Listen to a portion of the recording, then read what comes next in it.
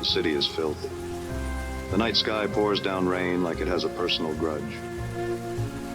The rhythm of droplets on the pavement echoes through the city's desolate alleyways, a mournful serenade to the lost souls that roam this town. The rain comes from above, but something else comes from below. A thick black sludge seeps up through the cracks in the streets, as if the city itself is bleeding its own filth and corruption. It'll stick to your soul, they laugh. But most people have long stopped wondering what exactly is oozing up through the ground. Just another bit of filth to scrape off at the end of the day.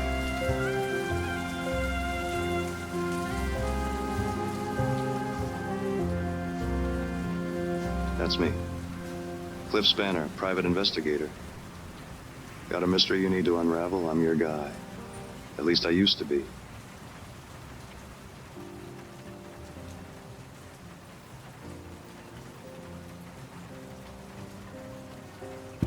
Smoke curls from the end of my sparkler, turning to ash on my desk. Smoky tendrils fade into the dank air.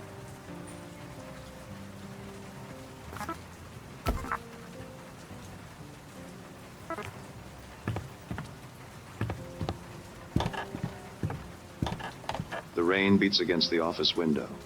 The only light is from the street light outside.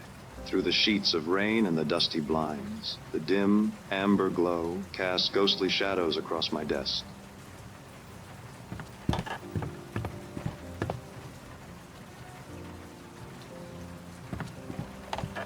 A sign on the door reads, Cliff Spanner, private investigator. A sudden knock on my office door shatters the silence. Yeah, come in. A woman steps into the room. Her silhouette oozes sensuality. Her eyes shimmer with desperation and allure. Her face is stunning. She moves with an elegance that seems to defy the grimy streets she must have traversed to get here. I catch a hint of her perfume, something intoxicating as she approaches my desk. I need your help, Mr. Spanner. There's something terribly wrong, and I don't know who else to turn to. Need a light?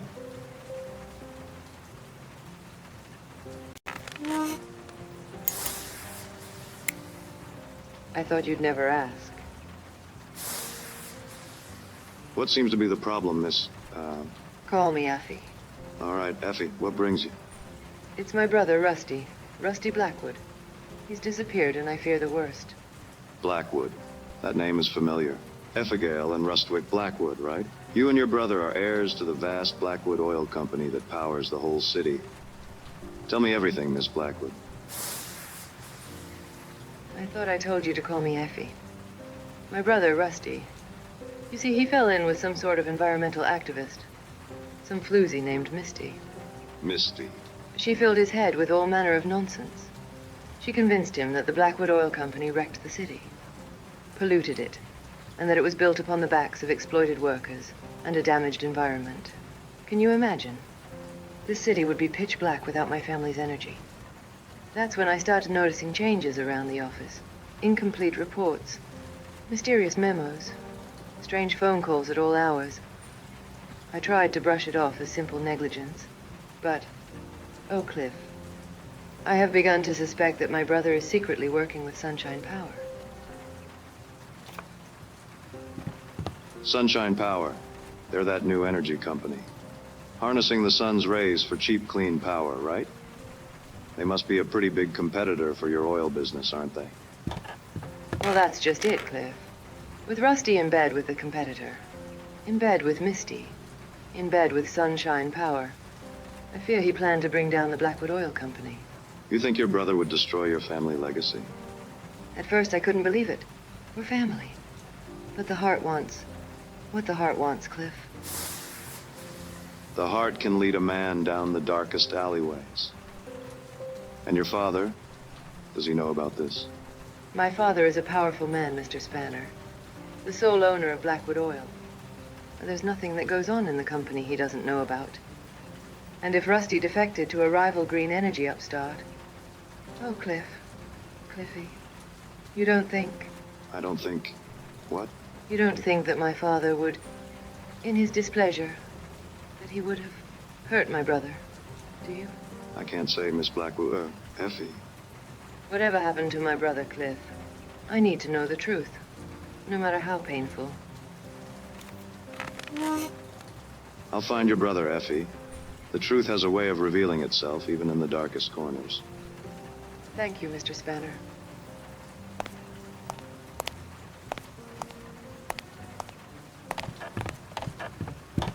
Cliffy, please, bring my brother back. The scent of Effie's perfume lingers in the air.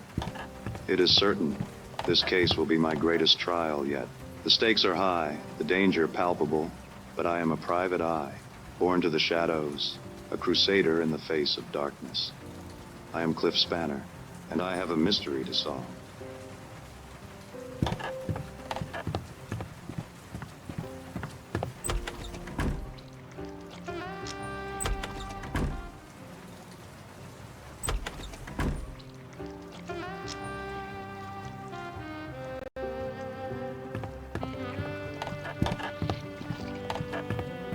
The cleaner mops the floor.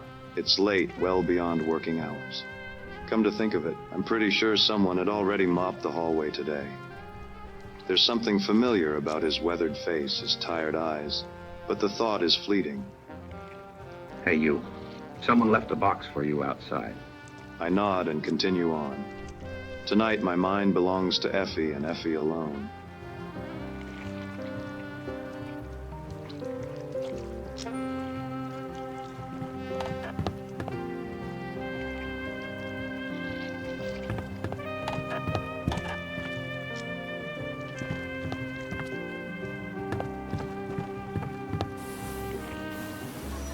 I step into the inky black night, my footsteps falling heavily on the wet, rain-soaked pavement.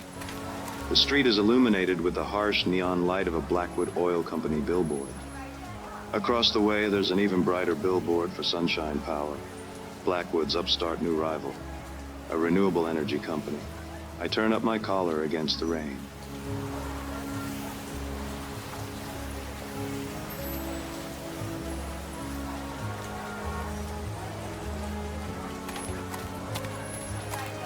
I ordered a hot dog, and it came with these. You want them?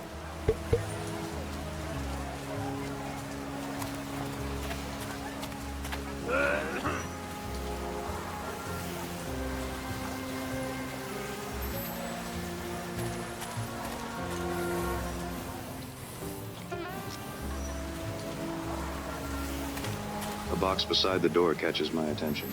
A note says, "Come home soon. Love, Mom." Inside are several goo balls.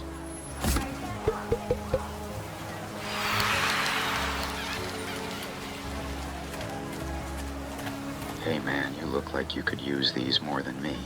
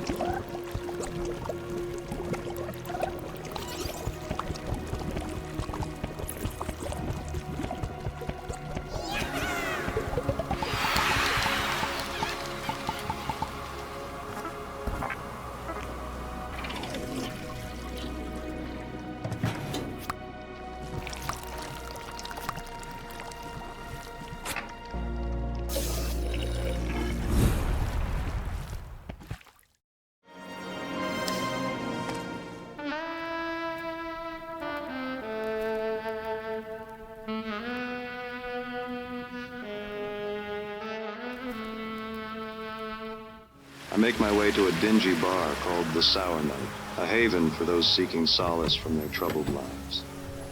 I'd gotten a tip that Rusty Blackwood, the man I'd been hired to find, has a taste for this joint.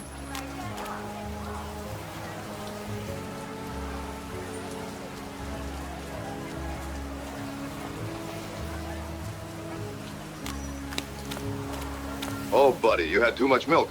Let's get you home. What are you looking at, chump?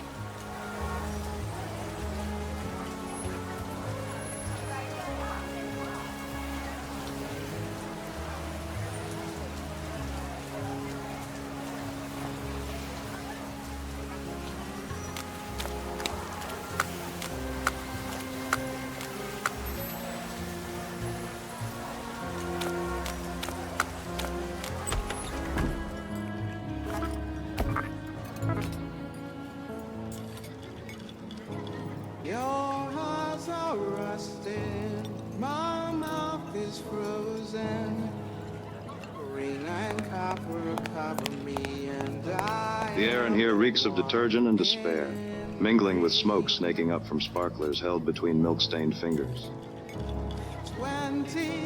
I approach the bar, flicking wet from the rain off the collar of my trench coat, and take a seat on one of the worn leather stools. What's your poison, stranger? Just information tonight. I'm a bartender, pal, not a library. All right, give me a frosty glass of milk.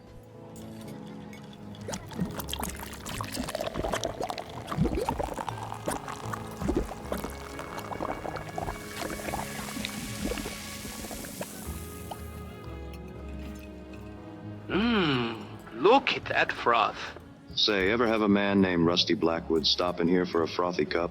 I've got a photo of him here. He's got a name I do not know, but yeah, I've seen him. You'll want to talk to Misty. Misty, who is she and where can I find her? Just turn around. She sings for you now. Rain and copper cover me, and I am the one in green. Whoa. Don't go get your hopes up, pal. Now what would a woman like Misty be doing with a man like Rusty? She likes some trouble, you know, but I ain't seen these Rusty in a long distance. Were they, involved in a duet? Huh? Were Rusty and Misty both riding side saddle on the same steed? Were they sharing more than a glass of whiskey? Whiskey? What's that? Were they two hot bullets in a revolver? I don't... What I mean to say is, were Misty and Rusty romantically permeated? Can't say for sure, pal. Misty follows here a long, twisty road, but I'd say she enjoys playing with fire. And Rusty, let's just say last time I saw him here, he was smoking. You're not so bad at dispensing information, bartender. Good luck, pal.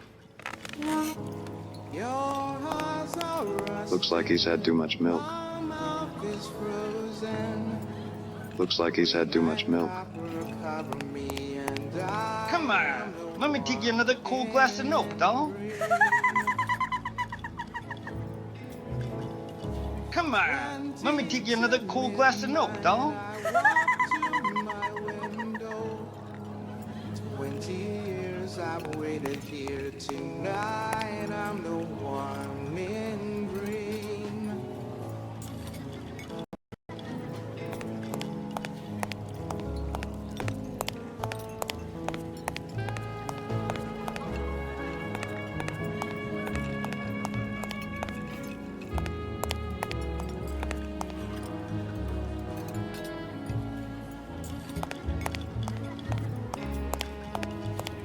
Misty's sultry voice floats in the air like a wounded albatross. She sways to the rhythm of the music. Her eyes move languorously from one patron to another, as if cataloging their sins. 20 years I've waited here. Tonight I'm the one in green.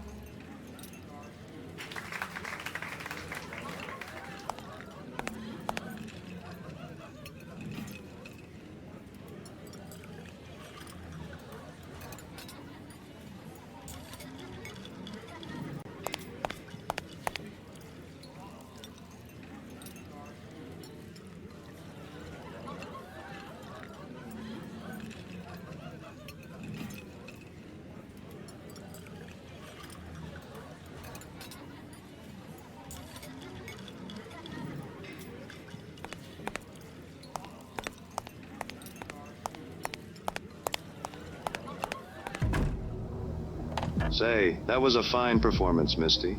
You possess a heavenly voice of velvet. My name is Cliff Spanner, private detective. Do you know why I'm here? I'm hoping you can help me out. I'm looking for someone. I understand you're acquainted with someone named Rusty Blackwood. He's not been seen in a while, and I'm hoping you can tell me where he might have gone. For a woman with such a beautiful voice, you sure are spare on words, aren't you, Misty? A real laconic crusader.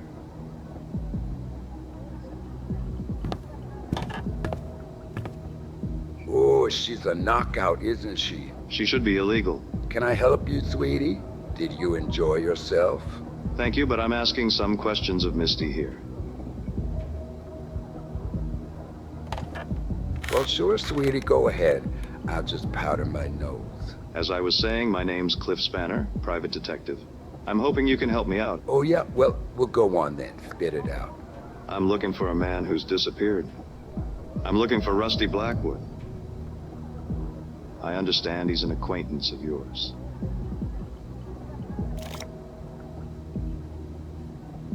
Do me a favor, sweetie. Turn around, please.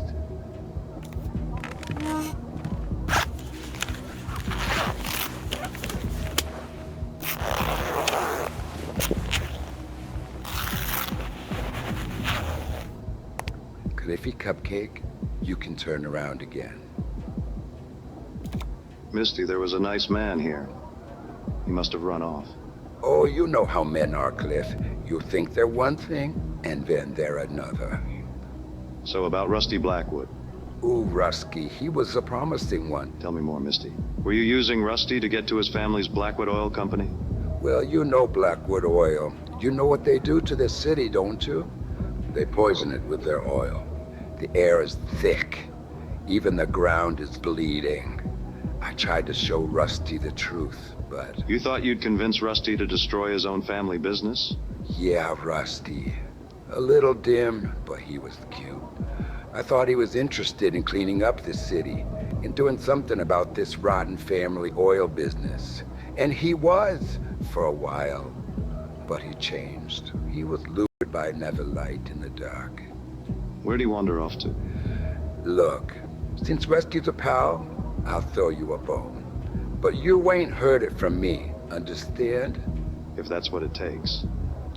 I might have an idea who he's been hanging around with. Yeah? Who?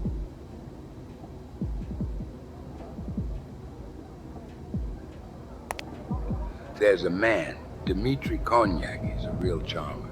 A gentleman of the night, a distant mountain of ill repute. You catch me? I think I know the type. The city is lousy with characters. Most of them shady. Watch yourself, Spiero. Dmitri is more than you probably expect.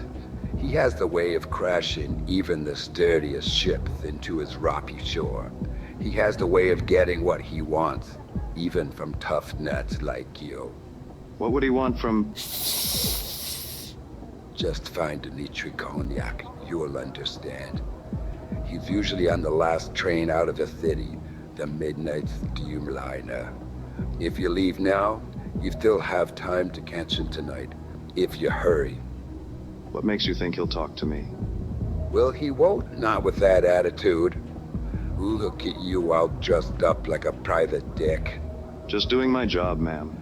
Oh, sweetie, you're just a fool in drag. But so is everyone you've ever met. Anything else you need to tell me about Dmitri Cognac? You're gonna need something to loosen his tongue.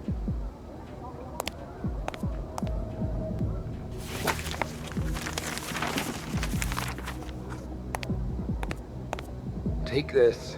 I have a feeling it'll make Dmitri talk. It's best I'm not hanging on to this anyway.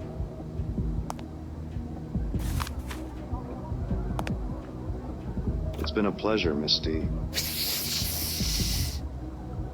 Just be careful, Spanner. Now scuttle lost, sweetie. I need to go get ready for my next set.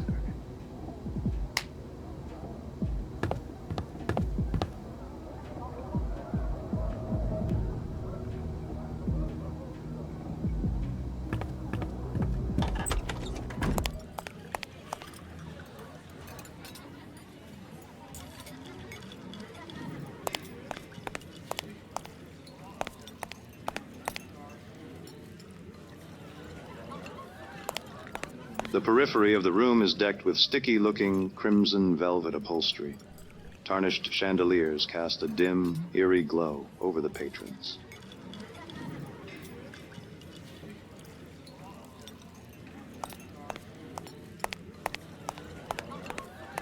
The air in here reeks of detergent and despair, mingling with smoke snaking up from sparklers held between milk-stained fingers.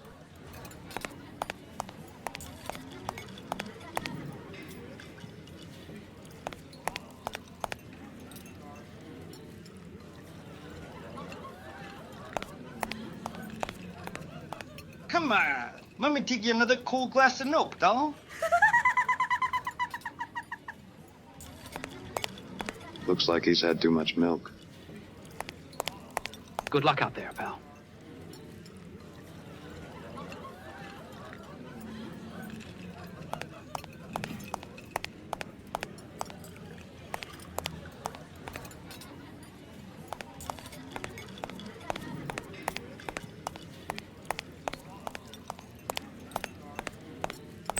I need answers about Rusty Blackwood. And this guy, Cognac, might hold the key. I gotta get to the train station. The echo of Misty's voice trails behind me, mingling with the distant wail of the city. The night is young, and I am not.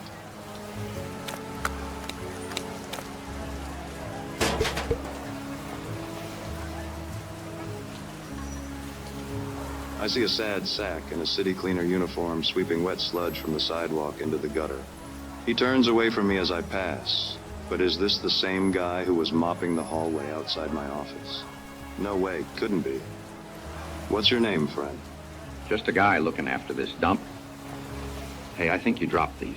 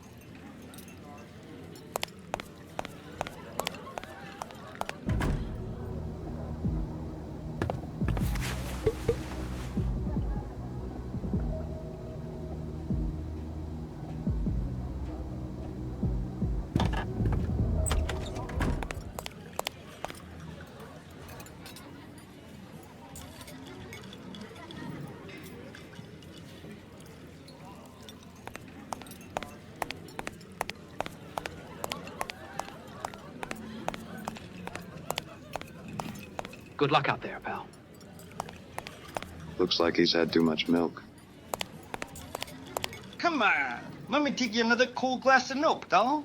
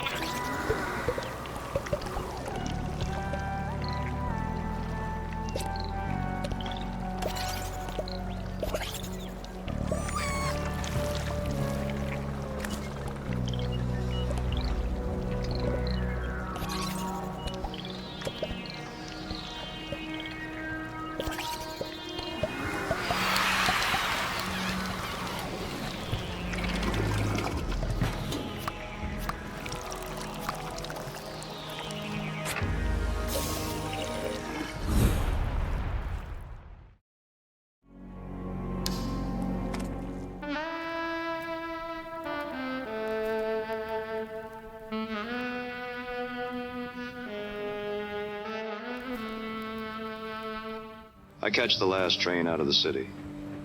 All aboard the midnight Steamliner. It cuts its way out of the city like a neon blade to the outskirts. A ramshackle smear of strip malls and cheap motels that splatter out of the city like an exit wound.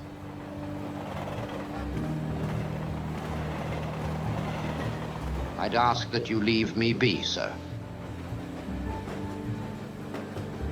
The train rattles along the tracks, its rhythmic thrumming a steady counterpoint to the staccato bursts of rain against the window.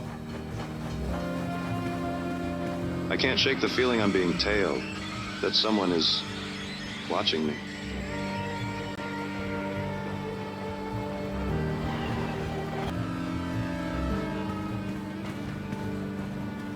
Here you go, you poor old thing. Passengers are spread out, as if each is harboring a secret they don't want anyone else to hear.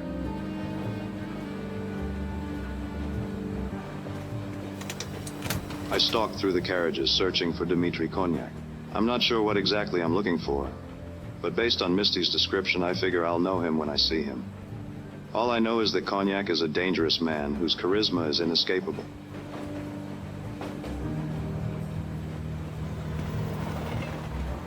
I'm light. Here, you can have these.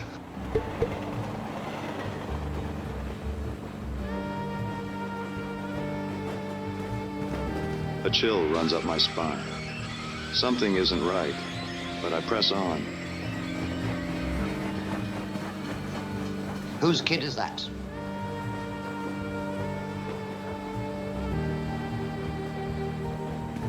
Hey, mister, you look funny.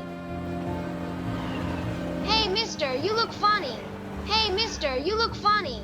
Hey, mister, you look funny.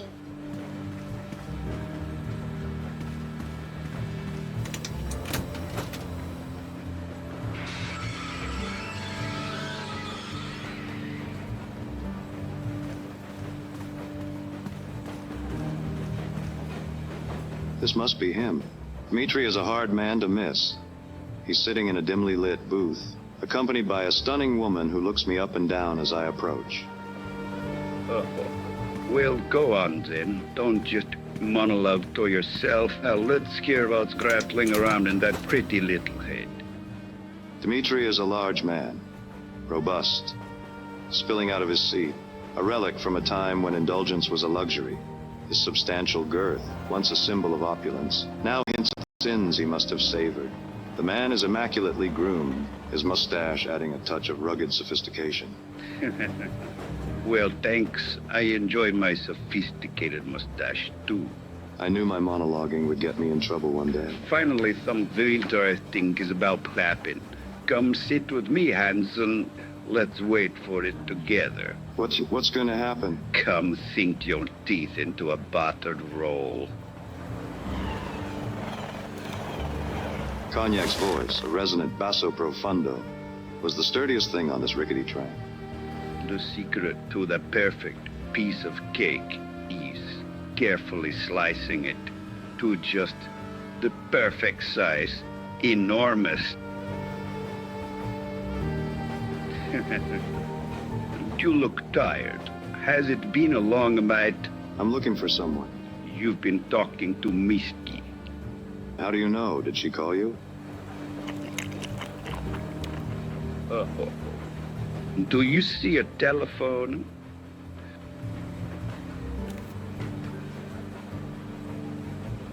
You've brought your past with you. Every line under those cute little vodka bottle glasses. That cloud of Misty's perfume you waft him here with, I always told her she wore too much. I hope my acquired scent didn't disturb the other passengers. It doesn't matter. Of course it matters. It's my job to move like a shadow in the night, to not be seen or smelled. It doesn't matter because there is no one else on this train. Of course there are, Cognac. I talked to lots of passengers in the carriages before you. Ghosts. They're all ghosts. Did you try the ham? Wait, are you saying this is a ghost train? Wouldn't that be a thrilling story? No, this is not a ghost train. I'm not sure I understand. Pick someone. Anyone on the train you think you make. That woman with feathers in her hair. That man with a freshly pressed suit who looked nervous in the second car. Where are they going? It doesn't matter. Are they going to work? What would happen if they didn't go? Nothing. Nothing would happen. The train would still arrive on time. Their workplace would hire someone else. The papers would still get photocopied. Ghosts. Every one of them. Gruyere.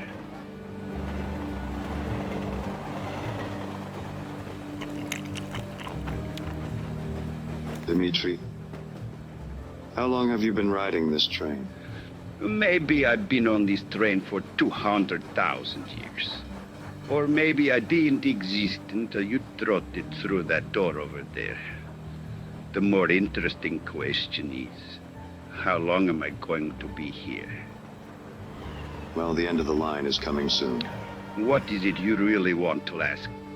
And you simply must try the salami.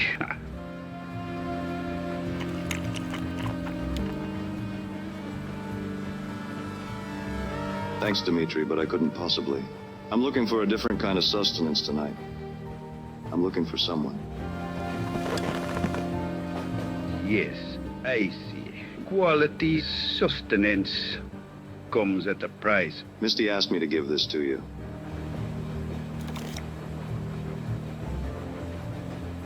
And what did you say your name was? Spanner. Cliff Spanner, private detective. You seem to have captured my attention, Mr. Spammer. How may I help you? Rusty Blackwood, heir to the Blackwood Oil Company, is missing. I understand he may have interacted with you. Rusty Blackwood. The poor fool got tangled up in something stickier than he could handle. He stumbled onto some secrets, dangerous ones. Tell me everything, Cognac. Spare no detail. Rosby had evidence. Documents that could bring the whole charade crashing down. Charade? What charade? How did you...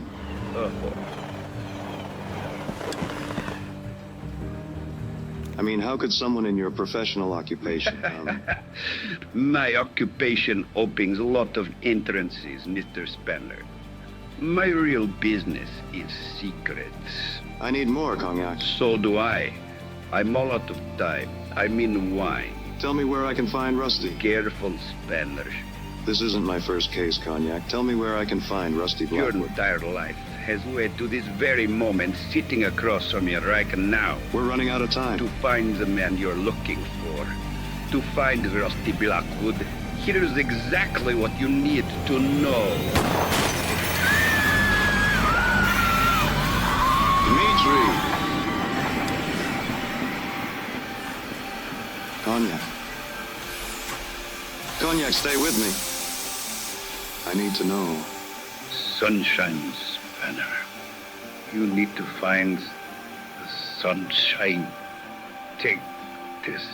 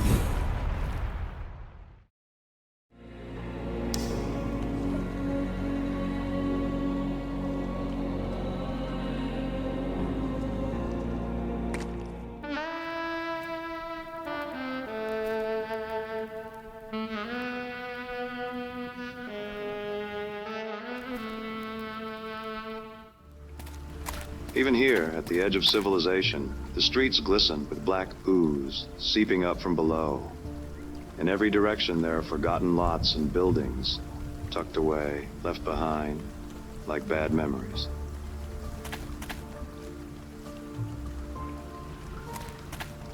These might come in handy.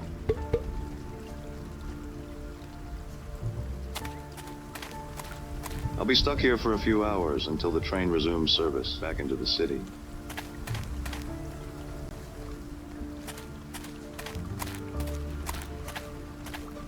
Dmitri Kognac's final words echo in my head. Sunshine, sunshine. Could sunshine power be responsible for the disappearance of Rusty Blackwood, heir to the Blackwood Oil Company? What was that, amigo? Could a company that produces cheap, clean energy really be guilty of homicide, of cold-blooded murder? Look, man, I get paid $4 an hour. Hurry up and order, will you? Could Sunshine Power have assassinated an heir to their rival?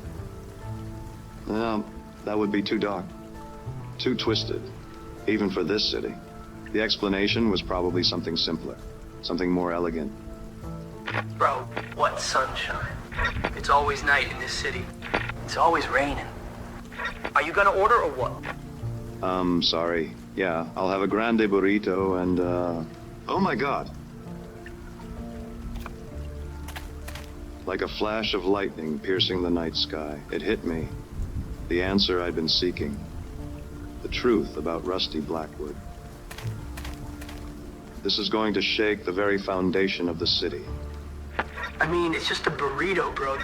That'll be $16.99.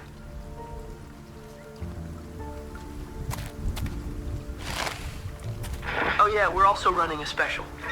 You can take these too.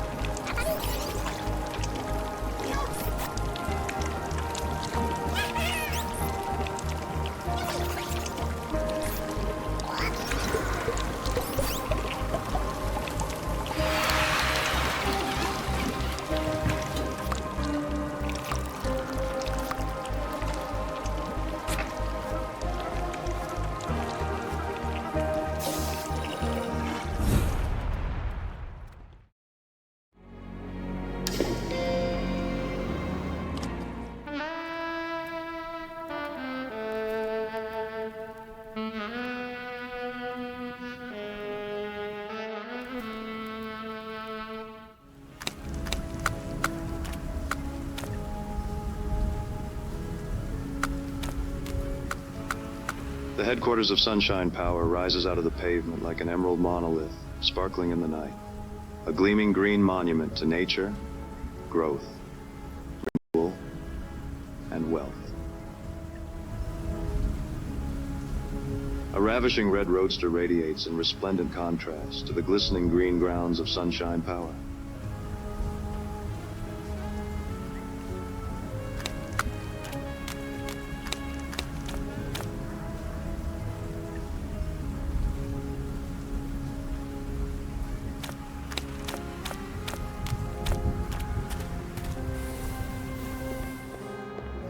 As I step into the opulent lobby of Sunshine Power's headquarters, a sense of unease washes over me. Rows of potted plants stretch their leaves toward brilliant lights.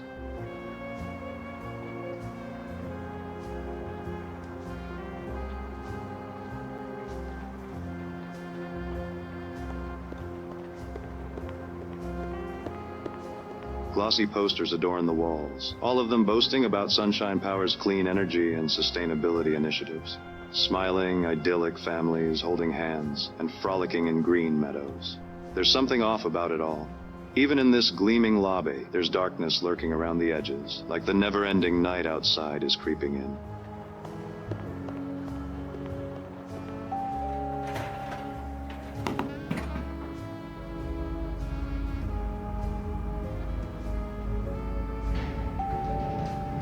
My eyes, still aching from the gleaming lobby, adjust to the muted grandeur that surrounds me.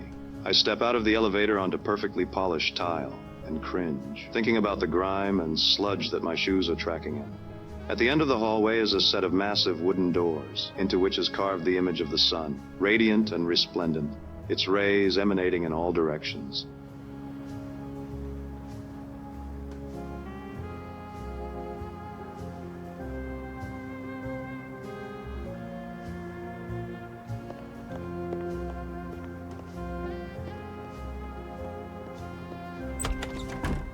I step into a palatial penthouse suite. A bank of towering windows look down over the twinkling lights of the city. A wide desk of burnished mahogany, behind which a lone figure sits, their back to me in a high-backed leather chair.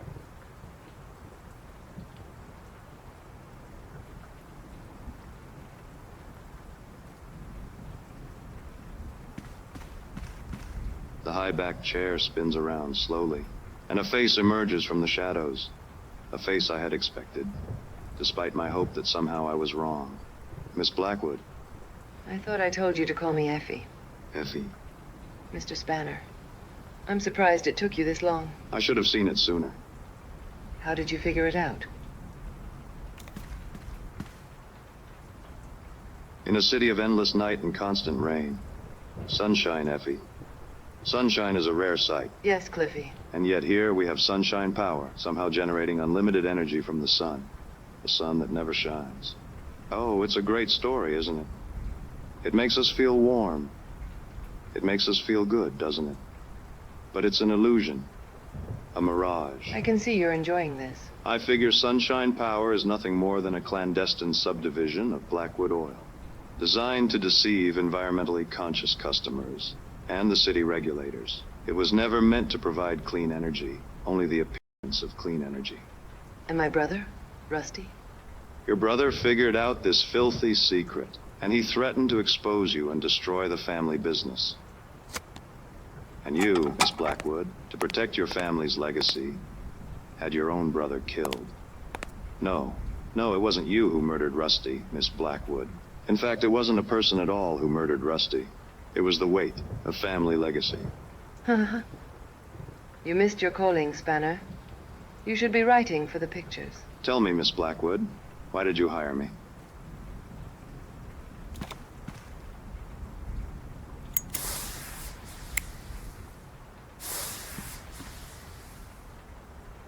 What can I say?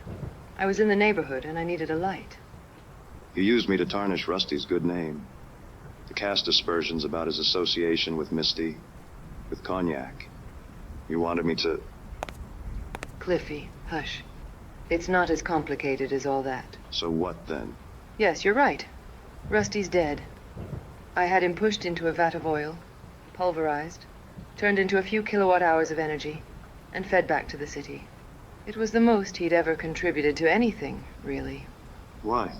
Because he found you out? The truth is, Cliffy, there's only one thing I didn't expect. That I would... Okay, guys. It's time to clean up. Can I help you, sir? You're not supposed to be a...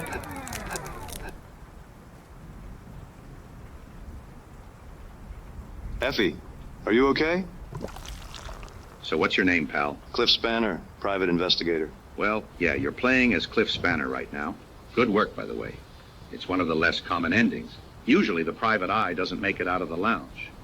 Too many distractions. Listen, buddy, what's going on here? What happened to Miss Blackwood? Right, Miss Blackwood. You know how these things go. This is where she confesses. She confesses to the crime, she confesses her love, blah, blah, blah. The fun is all the stuff before. I always skip the denouement.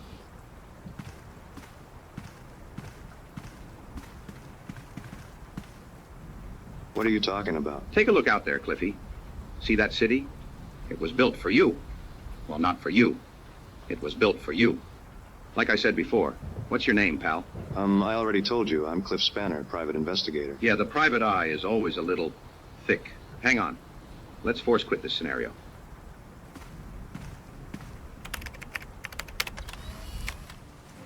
Oh, Cliff, I need help. You see, it's my fourth husband. He's missing. Cliff, won't you please help me? Dang it. Hang on. Our credit card machine isn't working, so you'll need to download the app. Bah, wrong again. God, help me.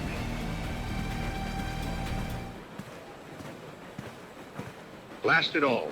Okay, this has got to be it. Now we're talking. Cheers.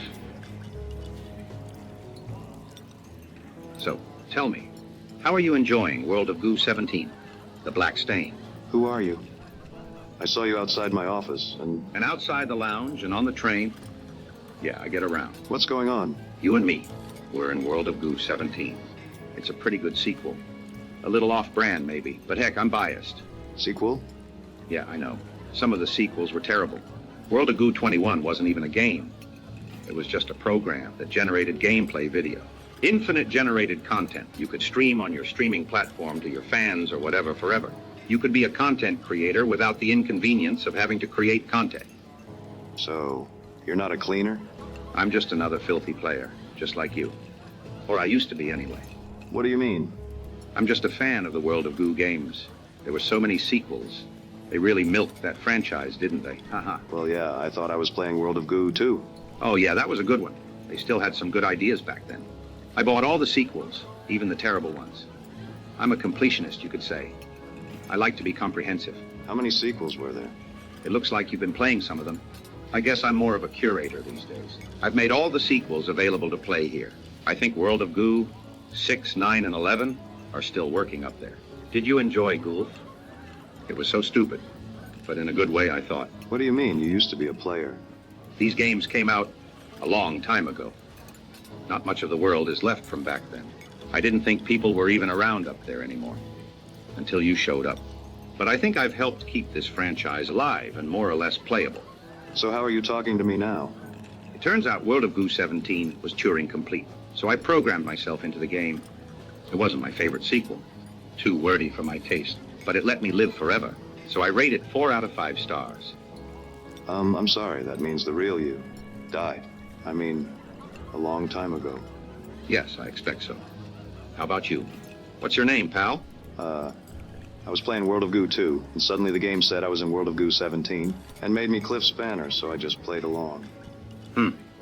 I've played World of Goo 2 hundreds of times, and that's not what happens. What chapter are you in? I'm in Chapter 4. Chapter 4 in World of Goo 2 is supposed to be set in a television animated series spin-off. I guess I just thought you were like the wacky character in World of Goo games that you meet near the end of the 4th chapter. This isn't right. So, cleaner? Or curator? What do you really look like? Are you sure you want to see?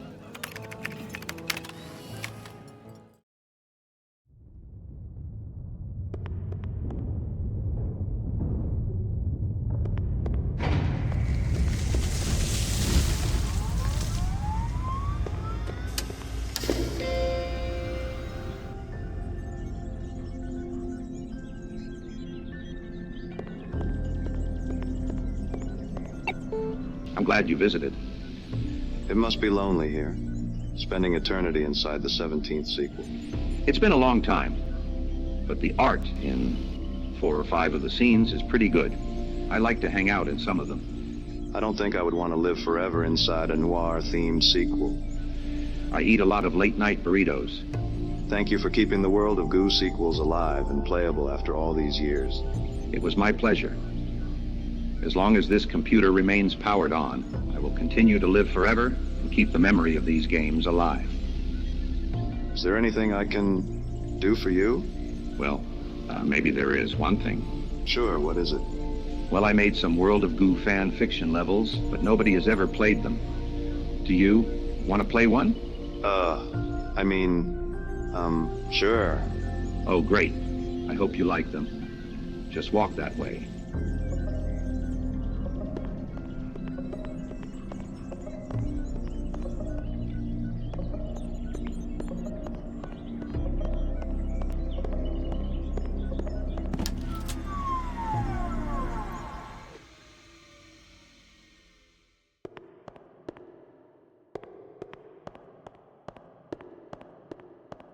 Hello? Sorry I tripped on this power cable. Is that bad? Is anyone there? Okay, I'll just plug this back in again.